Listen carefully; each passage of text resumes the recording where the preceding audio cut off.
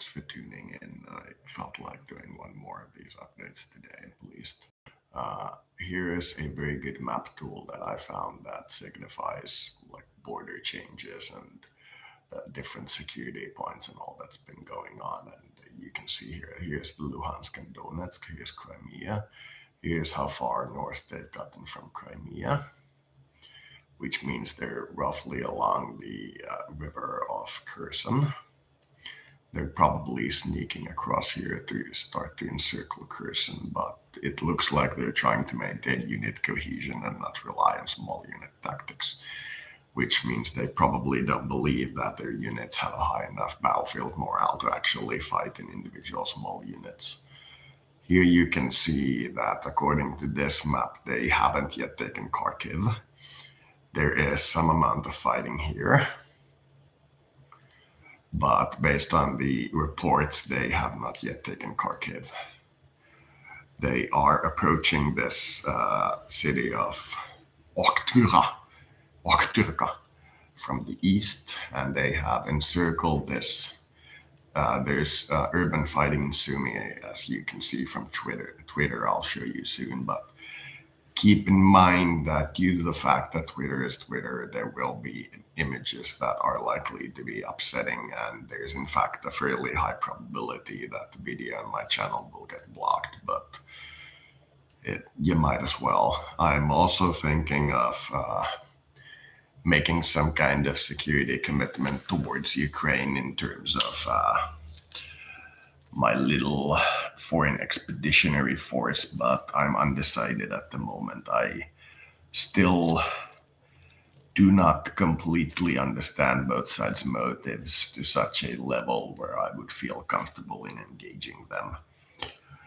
But if the situation continues to develop roughly along its current path, then I believe your choices aren't between, say, embargo, it's between Russian rule and some other rule.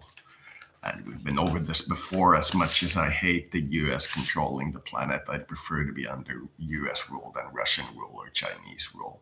I prefer some kind of local autonomy in a independent, semi-reasonable UN, but reality is gonna be some kind of corrupt asshole running the things. But right now, there's a choice between the corrupt asshole we know and the corrupt asshole we don't know. And the corrupt asshole we know is purchasable and their value is money.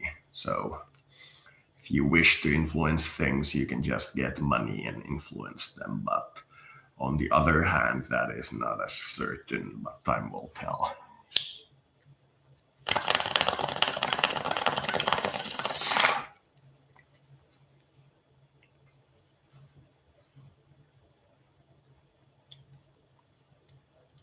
This is a pretty straight line, and it's running outside of major cities, so it's relatively easy to take. Even this one minor city here isn't enough to really delay them. If it went through only the city centers, then they wouldn't be this far along the west. Taking a city like Konotep or this one up north here, not to mention Sumy, is going to be an enormous battle. They're hoping that encircling these cities will cause them to run out of supplies, which means they haven't been fighting a Western army in a long time.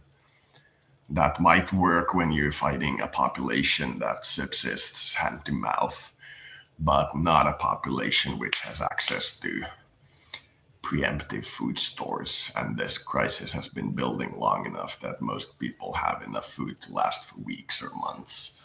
And if it turns into a Stalingrad-style city siege, then any hope you had of convincing anybody in the West to be on your side is going to be gone. If it's a quick push and the Ukrainians mostly don't put up a fight, perhaps. But if they actually do put up a fight and it's a drawing entrenched field battle, you can expect it to be bad. But on the other hand, the amount of land experience your army gets from that will make sure that the next battle will have 1 million Russians fighting. But as I've said this before, that is for somebody else. though it does appear likely that the way this is developing, they'll draft the pacifists eventually. There will just be the downside that you won't have as much military experience as a normal reservist. That seems to be what they're doing. Now, I consider it interesting that they haven't crossed the Ivankiva yet, the city of Ivankiva. They have the Ukrainians have blown all the bridges across this river, so it'll take a while to get over, but not very long. The Russians also have a fairly strong river crossing amphibious capability, but not strong enough to cross enough through this to threaten anything here. So they'll probably just make bridgeheads and ferry their army across and then continue. Here's the airport where they had a Russian paratrooper landing and serious back and forth battle between the Ukrainians and the Russians. And you gotta keep in mind that Kiev isn't a small city. It's sizable to a degree. It has 4 million people living in it. And these small cities like Konotep, which they've circled, has at most 100,000. And even then, they've had to encircle it and not take it. So there is some street battles there, but they aren't heavy at the moment, as far as I understand. Though the street battle in Sumy is quite heavy at the moment, as far as I understand.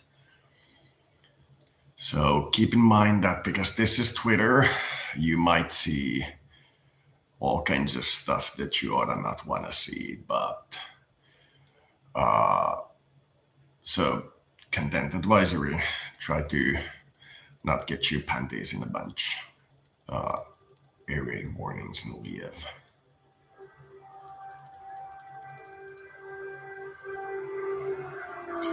Cars still driving around.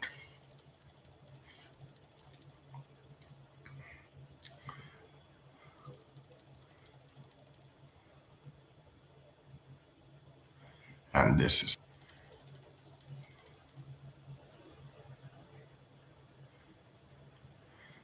was a pretty interesting story.